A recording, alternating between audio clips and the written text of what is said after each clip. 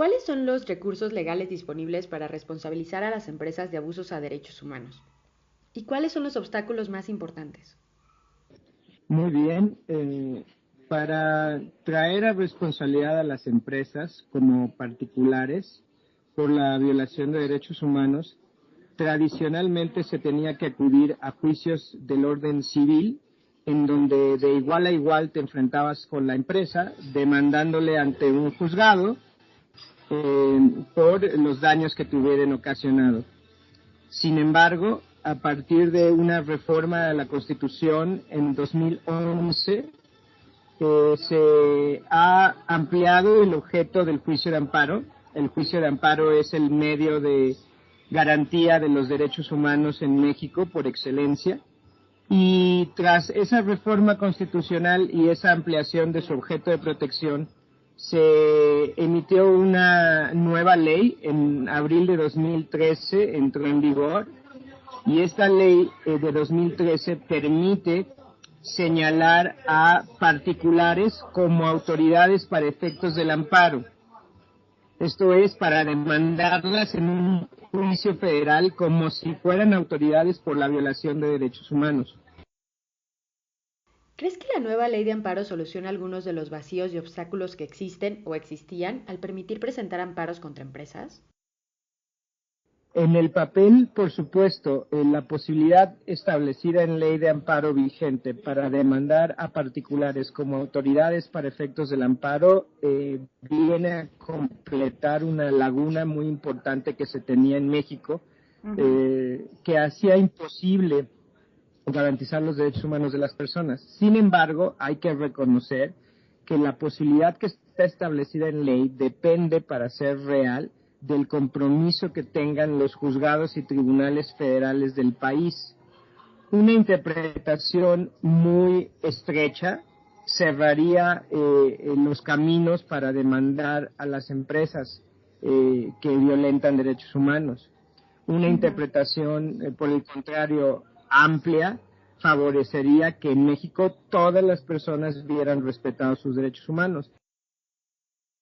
¿Cuáles son los principales retos, ambos, legales y prácticos, que enfrentas cuando buscas que una empresa sea responsable legalmente por abusos a derechos humanos en México? ¿Crees que hay un progreso en el país? El reto principal es la desigualdad de poder con la que cuentan empresas grandes, incluso transnacionales, frente a poblaciones, las más de las veces no muy bien organizadas.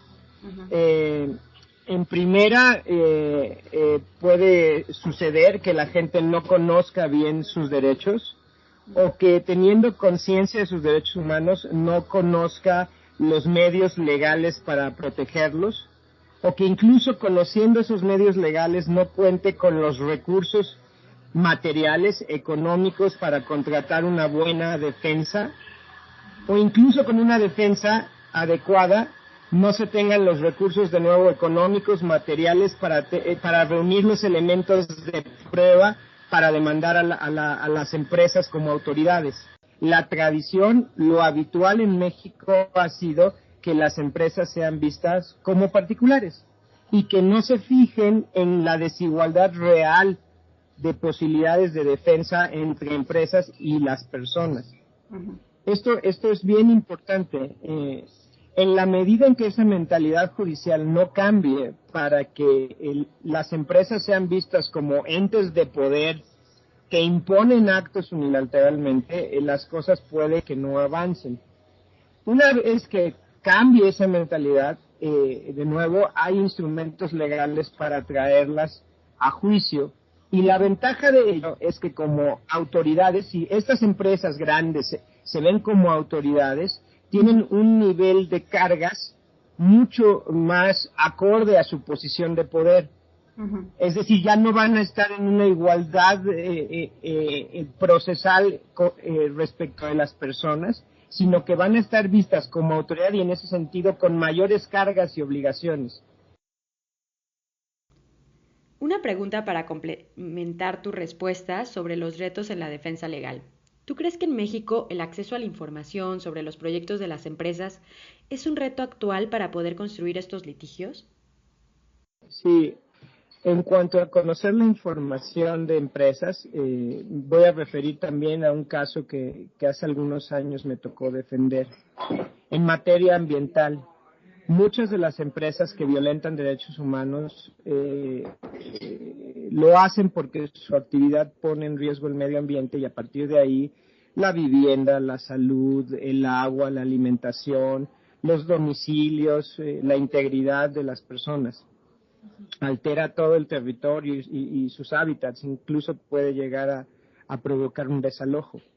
Y estas empresas son vigiladas en materia ambiental, insisto, por la Semarnat, por la Profepa, que son autoridades federales que se encargan de cuidar el medio ambiente y de vigilar que se cumplan con la normatividad en la materia. Sin embargo, hace años, cuando se solicitaba información sobre las auditorías ambientales, esto es un proceso voluntario al cual las empresas se someten para acreditar que son socialmente responsables. Cuando se solicitaba esa información, la Profepa decía que no la podía dar porque esa información estaba vinculada, ligada con el secreto industrial que debía protegerse para las empresas. El incentivo era terrible. Tenías que creer en un acto de fe que la autoridad ambiental veía cómo funcionaba la empresa y certificaba que funcionaba bien, de forma correcta, cuidaba el medio ambiente. Me tocó llevar la defensa de un par de casos por acceso a información medioambiental que fue calificada como secreto industrial y la pregunta es elemental. ¿Cómo puedo yo asegurarme que van a remediar este desastre ambiental si no participo, no se me informa, no puedo ni siquiera dar mi punto de vista, pero además ni siquiera puedo tener acceso, no puedo ver la información que supuestamente acreditaría que se va a reparar la situación? El tema sigue siendo complicado. Hoy el secreto industrial podría ser un tema. Si pudieras dirigir un mensaje a la comunidad internacional, ¿qué les dirías sobre la rendición de cuentas en México? ¿Hay alguna forma en la cual la comunidad internacional puede ayudar? Primera, es bien importante que se vaya más allá del discurso oficial. En el discurso oficial, México ha firmado todos los compromisos posibles en materia de respeto de derechos humanos y las autoridades siempre van a insistir que se están llevando a cabo las acciones para que los derechos humanos sean una realidad y la guía del actuar de nuestras autoridades. Pero esto es solamente eso, discurso. Hay mucha necesidad de apoyo en organización y en lo económico y en colaboración en cuanto a opiniones técnicas. Las más de las veces, y mientras los tribunales no asuman su tarea de defender los derechos humanos de la gente, las comunidades, las personas, las organizaciones tienen que hacerse de un montón de pruebas para demostrar varios puntos en un caso complicado contra empresas, sin tener los mismos recursos. Entonces, ahí es muy importante que se cuente con el apoyo internacional para defender causas de medio ambiente, de calidad del agua, de alimentación. Es muy importante pues ir, documentar los casos, colaborar, incluso dar financiamiento. A veces colaboras con abogados y abogadas de otros países y si este es el caso, ¿cómo es la colaboración? A mí me ha tocado colaborar con organizaciones medioambientales en México, Greenpeace, en el tema de transgénicos, el Centro Mexicano de Derecho Ambiental, SEMDA. Directamente a mí no me ha tocado colaborar todavía con otras organizaciones, pero sí, por ejemplo, en los temas de transgénicos, SEMDA, Greenpeace, que son, pues digamos, organizaciones que especializadas en la materia y con mucha más trayectoria, sí tienen, yo atestiguo que tienen estos puentes de colaboración para presentar amicus en los casos que llegan a los tribunales y la Suprema Corte de Justicia. Por mi parte, en su momento conocí el trabajo de AIDA me parecía muy importante lo que estaban haciendo. A mí me toca más bien ayudar a organizaciones en el país que a su vez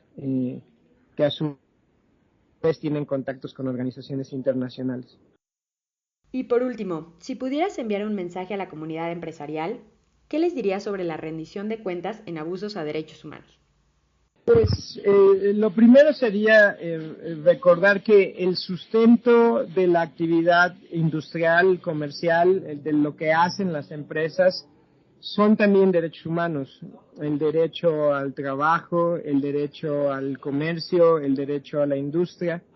Pero esos derechos están condicionados al respeto de otros derechos de otras personas, de la población en general. Y esto hay que tomarlo en cuenta a la hora de hacer la planeación estratégica de los negocios que se tienen. Sé que hay países que pueden ser atractivos en la comunidad internacional porque son más laxos en cuanto a los niveles de protección que dan a sus propias poblaciones frente a la inversión y el desarrollo económico. Pero deberían de recordar que los derechos humanos son universales o pretenden serlo y todas las personas las tenemos, por lo cual me parece que es mejor no tomar ese riesgo y bueno, pues simplemente reconocer lo obvio y que a largo plazo la mejor inversión es defender y respetar los derechos humanos de la gente, no explotarla ni a la gente ni a los recursos naturales de los países que no están tan comprometidos en su defensa.